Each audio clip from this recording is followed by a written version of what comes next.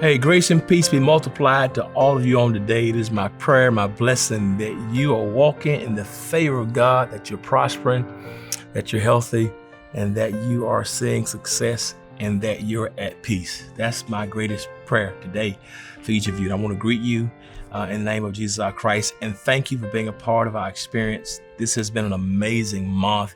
To be honest with you, I'm kind of sad to see it go. We introduced something this month that I believe is just going to be extraordinary and groundbreaking for our church.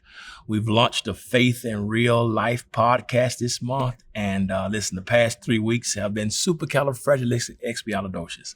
Call a friend, call a relative, call an associate, call a neighbor, and let them know that Faith in Real Life is on the airwaves today. And we have an amazing conversation. Today's conversation is between yours truly and that preaching dynamo, the brilliant one, all the way from Baltimore, Maryland, my sister, my friend, Reverend Marissa Farrow. Listen, please listen. You got to stay tuned to this conversation. It's going to be an amazing conversation that we're going to have today. I pray that it blesses you and blesses your life. Stay tuned. After our conversation, I'm going to come back and synthesize the conversation and bring in some ministry. And so please don't change. Stay right there. I'll be back to close us out after we watch this segment of Faith in Real Life between Marissa Farrow, Reverend Marissa Farrow, and yours truly. Stay right there. I'll see you in a second. Peace.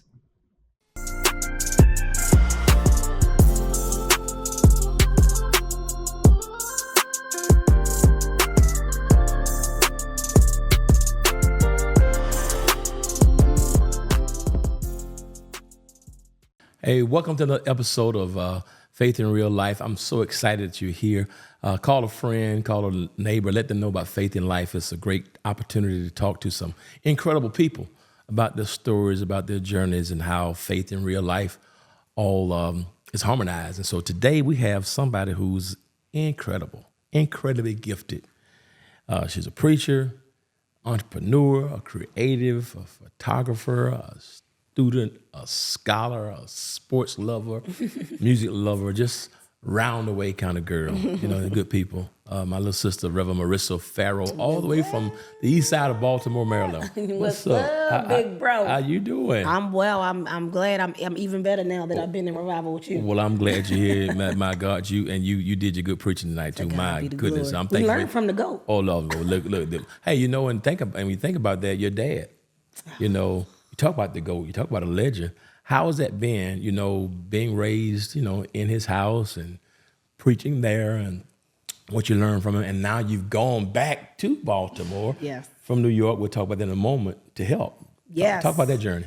Man, my dad, Dr. Smith, he's one of those guys, you know, and you have a father who's in ministry and rooted in that, and you know what that means. Yeah. To be raised in the house of a pastor is definitely much different than people get to see on Sundays because you're always getting the lessons. But let me tell you, now I look back at all of them and I thank him for every single one of them. I mean, like the little simple stuff. I remember my dad taught me how to like shoot pool. And one of the greatest lessons he used to give me is, Marissa, life is like pool. You know, you don't just shoot for this shot. You shoot yourself to set yourself up for the next one. Wow. And I've carried those lessons with me. And so being the daughter of a person who is a theological scholar, one who has been loyal, committed. He's been pastoring for 53 years. My goodness. It's just taught me a sense of commitment. Yeah. It's taught me a sense of understanding for ministry. You know, I remember growing up and seeing things my dad did, whether it was like the broadcast radio or I grew up in the day where we used to go outside on the corners with the picket signs and tell people, Jesus saves. We wanted the people. He's always had a heart for ministry. And so it's been his example that's helped me to gauge an understanding for what it's all about. You know, I grew up as a young preacher. So at 14, you know, preaching for me was opportunities, it was networks, it was doors. Of course, it was you wanted to please God. Now I understand the mission of it more. You know, being in Baltimore City, a city that struggles with so many things. One of the things that's near to my heart is our literacy rate. You know, we had 32 high schools in Baltimore in the year of 2023. 23 of them had 0 students testing proficient in reading, writing, and math. Wow. That's created a burden in my life that has become a blessing for the vision of the future of what that looks like. It helps to ground me, to understand the investment that my father made into the east side of Baltimore and what it looks like in the next generation. And so it's just an honor, to be able to formulate that kind of experience later on, and understand and get that direction, because a lot of us, sometimes we get in ministry and we never find that lane, and that footing beyond giving the word on Sundays, actually allowing that to turn into work that's impactful in Black life, in community, in Black communities, in Black families. So it just means so much to me now, and I'm just grateful for the example. Being back home to help him in this season is just, it's a joy. I get to see it firsthand, and now I get to see it from a different side of understanding. Because, you could be a little younger and you don't want to hear everything your pops got to say. Right. But now I'm like, okay, let's soak it all up. Give me everything you got so that I can carry it into the next generation. You preach everywhere. You preach for everybody. You preach on nearly every major stage. But what's interesting is being raised in the home of a legend, your pops, and then in 2013 you moved to New York. Yes. And served legends there. Dr. Floyd Flake, and you're a mentor, your godmom, big sis, auntie, Dr. Elaine Flake. So from one legend to the next, and she recently retired. What was the experience like working with somebody like the Flakes, and more specifically, Dr. Elaine? So much of that wisdom translated from Baltimore to New York. I knew when I got to New York that I was in the right place. Pastor Floyd reminds me so much of my father, just that genuine, kind spirit. You can find him in the community speaking and waving and kissing babies and all of the things that they do. But he was also a major part of just those life lessons that I hold on to today. I remember walking around Allen with him for the first time when I got there. And, he told me, Reverend Farrow, I found out that you don't build a church from the inside out. You build it from the outside in. Wow. And those are the small lessons that I maintain. And so much godly wisdom was there for me in 2013. I almost sometimes wish that I would have known what that journey would have looked like 11 years later, so that I could have soaked up some more, but I'm grateful for every opportunity. The reality is, Pastor, a lot of people don't know. People think that Reverend Elaine is the reason I ended up at Allen. And the reality is, Pastor Floyd actually was the one who told Reverend Elaine, he's like, I think I'm interested in bringing her back to the church. Really? So from there, the conversation kept going, and we ended up in a situation where she brought me on staff.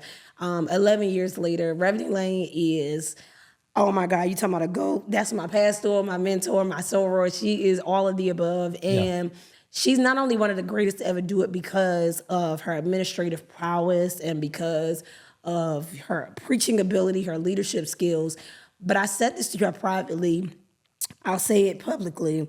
It was her word that really grew me, but it was her example that really freed me. My God. It was when I was in my early 20s, first getting to Allen, still not understanding the magnitude of that assignment. And I was still just being a 20-year-old, and I believe that I ran into a season of my life where I felt like Reverend Elaine had the actual opportunity to just wash her hands of me and walk away. Wow. And the reality is, it was the example of godly love that she extended to me in that season that literally liberated me for the rest of my life. And I'm talking about liberating me from bondages and chains that I had been enduring from my teenage years, because before somebody washed their hands of me and walked away, they said, I'm gonna show you exactly what Jesus does, how he extends his love to us, his compassion to us, and his mercy towards us.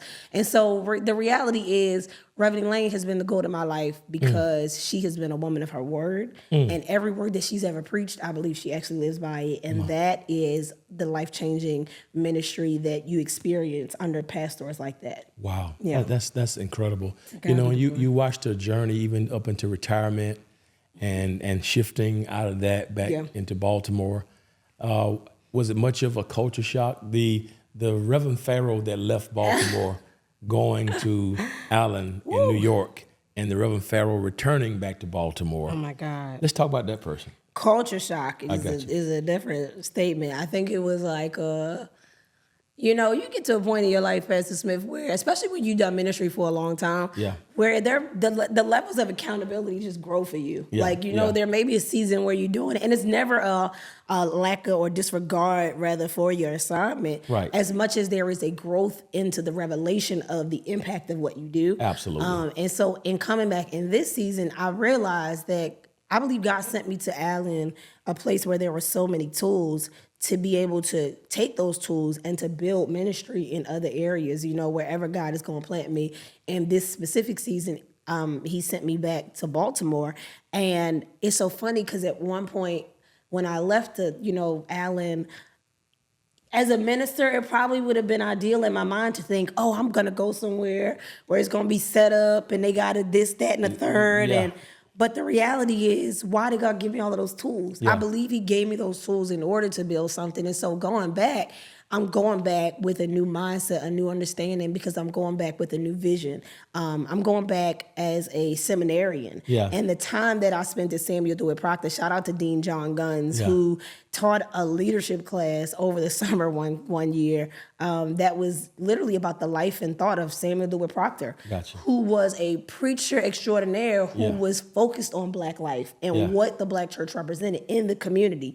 That was a part of me that I don't know that I understood prior to going. In the same regard, God has blessed it so that I would end up, taking care of a child that was not birthed to me. 4 years later, as a mom and having that experience, I have a compassion and a patience for nourishing people that I maybe didn't have at one point in my life. And so going back in this season has definitely opened up the doors of opportunity. It's also opened the spectrum of the vision for what I believe ministry could look like, especially in this day, and what we are dealing with in the world. It just continues to show the necessity of the Black minister, and that responsibility continues to become more relevant in my life every day. And so in this season, it's my goal to make sure that as a Black minister, I'm adding value into the world and into the community that I serve. And so going back, it's just become a big responsibility for me. That's awesome. Absolutely. I want you to imagine you're watching Judge Judy, and two women have come before Judge Judy, arguing over who is the mother of a child. This lady says that this woman stole her child. This lady says that this woman allowed her child to be killed. Judge Judy makes a decision to cut the baby in half and to give each mother half of the baby. It was at that moment that the real mother said, let the one who stole it have the baby. That determined who the real mother was. You think that's Judge Judy? No, it's not a Judge Judy. That's a story in the Bible. We took different genres of television as a form of communication to help preachers, teachers, coaches, and motivational speakers more effectively communicate with their audiences through different TV genres. Get it? Preaching on every channel, how to communicate in a post-pandemic world. Get it right now.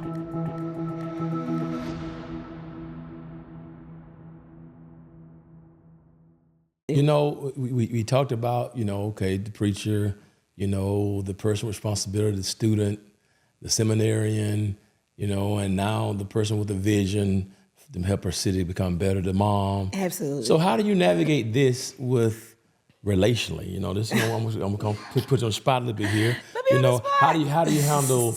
Like a couple guys asked me tonight. Well, hey, is she married? So I got the preacher, and and the photographer. She takes incredible photographs, by the way, too. My photographer, my album, Go Up Here album. This is the one who hooked me up right here. She trusted me. Look at that. She hooked me up, so she's a creative entrepreneur. Now she's a mom. And we love sports. We always talk about sports.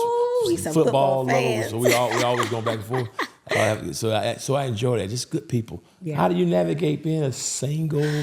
You are and I think Baltimore may be different. Me being in the South. Yeah. So regions are different. So how do you handle being the single, the relationships, the guys who come at you, who want to be the first gentleman? The first gentleman. I'm kidding.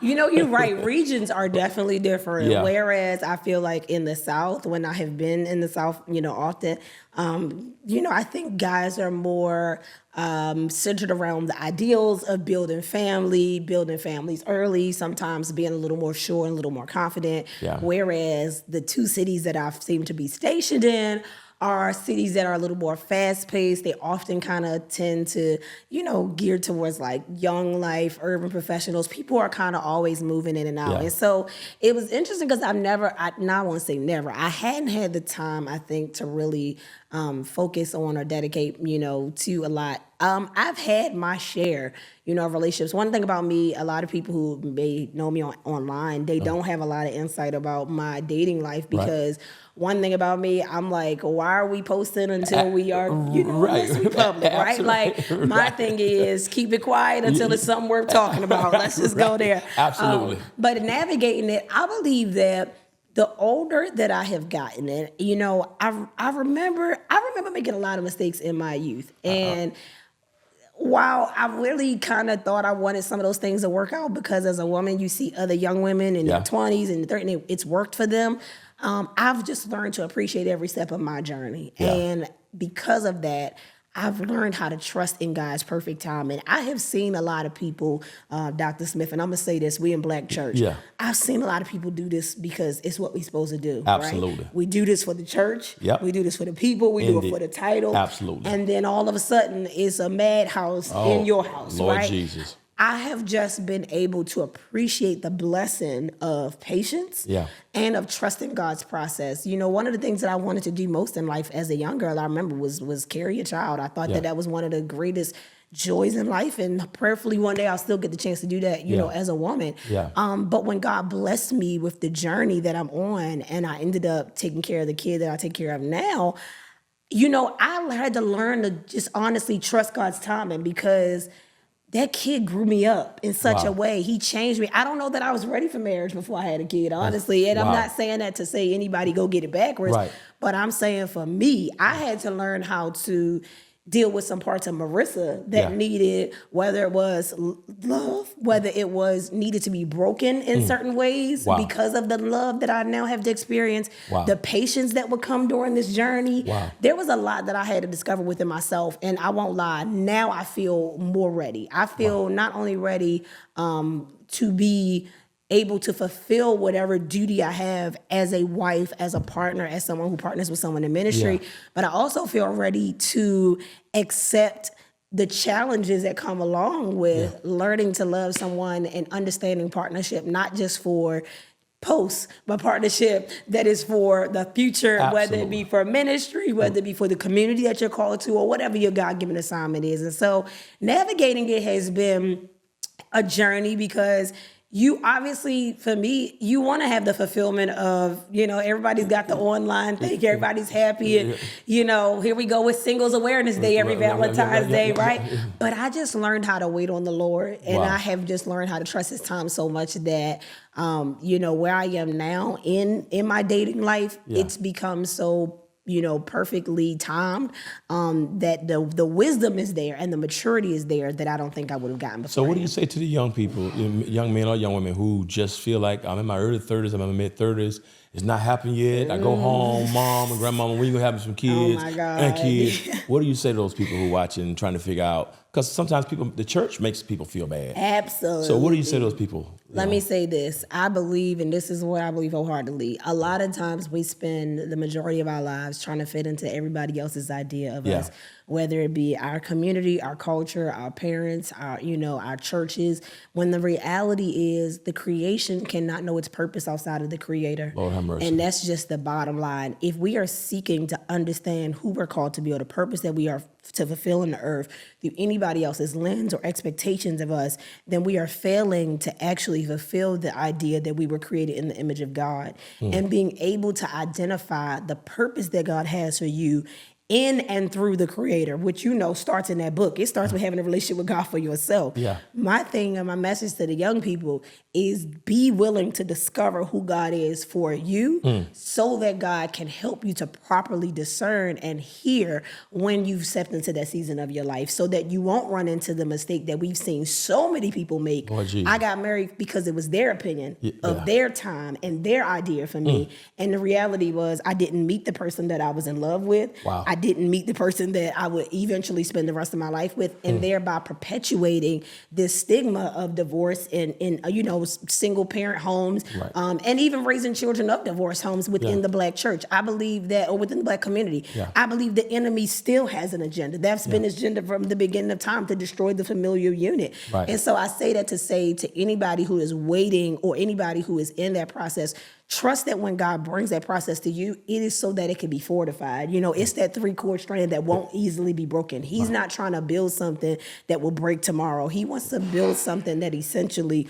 will last. So when you have those God-approved, those covenant relationships, they are just far more worth the trauma and the trouble. We've seen it come and go. Lord have mercy. We've seen it come and go. Absolutely. And the peace of knowing that you are in the place that God has for you is so much better than what anybody else could offer you. What does it profit a man to gain the whole world or lose it? So I would rather be in the place that God has ordained for me than saying that I settled for something just to say that I had it. Lord Jesus. Yes, sir. Hey, listen, you've been listening to some great gems from Marissa Farrow. This is some powerful stuff. No matter what your age or stage in life, this is faith in real life. So married, single, regardless of status. Hope you take this wisdom. You've been blessed by it. Just thank you for coming here. Thank you. And Kate, you can make faith applicable to your real life because faith without works is dead. You've been watching Faith in Real Life. Until next time, peace. Take care. It's amazing when you listen to stories, how sometimes you think you really can't relate to it. I'm listening to Marissa Farrow talk about, what it feels like to be a woman trying to do ministry. I can't operate from that perspective, I guess, because of my own privilege or because of who I am, as a male. So it's kind of hard to identify with that. But at the same time, the principle stands nonetheless, because sometimes you can be in a place where you may not qualify or you may not fit the sociological or occupational prerequisites. You could be someone, your race may have you in a place where you don't seem to fit in. When I think about her story, how many of us, the middle child, others of us who feel like rejects or misfits, or sometimes we've been called the black sheep of the family. And sometimes what happens when, you don't seem to be the one that quite fit in, and you're in a field that you're not welcome, or you're not part of the status quo. I want you to know that even when it feels like you're rejected and when you're not accepted, that's what I love about God, because God's love is for everybody. I want you to know something. You are so unconditionally loved by God. Did you hear what I just said? You are unconditionally loved and accepted by God. Even if you don't fit in your family, even if people have used different roles or sociological things and measuring sticks that have been the things that have kept you from getting included, I want you to know that you're included. Whosoever shall call upon the name of the Lord shall be saved, and whosoever believeth in him can be accepted. So I thank God, because God loves the whosoever. Jesus Christ came for the whosoever. Whether you're man, woman, black or white, does not matter what side of the tracks you're from, you are unconditionally loved and accepted by God. If you're a woman, you can do ministry. If you're African American, you can work in a particular field. Doesn't matter your race, your creed, your orientation, your gender. God loves you and has a great plan for your life. I want you to know, first of all, that true acceptance, it starts with accepting yourself. But I want to encourage you, it also starts with accepting Christ and knowing more about who Jesus Christ is. If you want to know more about Christ and how to accept Christ into your life, I want you to do me a favor. I want you to text the word Jesus to 678-201-1351. Or maybe you've already accepted Christ and you want to become a part of our community here. You want to connect with us. Whether you're in Lithonia, whether you're in Las Vegas, whether you're in Conyers, California, you can be connected to this ministry just simply by texting the word connect to 678-201-1351. Or if you need prayer, I want you to reach out. You can text the word prayer to 678-201-1351. Our team is ready and willing and available right now to minister to your spiritual needs. So you can text Jesus, you can text connect, or you can text prayer right now, and we're standing by for you. Listen, if you've been blessed this month during our Sabbath month, and you have been blessed by Faith in Real Life podcast and by the ministry that happens from this place, and you want to support us, we need your support. We need you to help us as we empower the world with the message of hope through Jesus. If that's you want to give, you can give today by text to give, by Cash App, you can give by PayPal, you can give by Zelle. Some of you even send it to our P.O. Box, P.O. Box 361499, Decatur, Georgia 30036. If that's you, I want you to give and support right now. We're waiting, we're standing by right now for your support, and we're grateful for what you're going to do. My friends, my time is far spent. We got to leave you right now, but I want you to know, no matter who you are, you're loved by God. You are accepted. And if you're accepted by God, Know this, the rejected will be the respected. He loves you and he has a great plan for your life. Gotta leave you, but as always, remember this, if you will be good to God, then God will be good to you. Until next time, God loves you and I do too. Peace.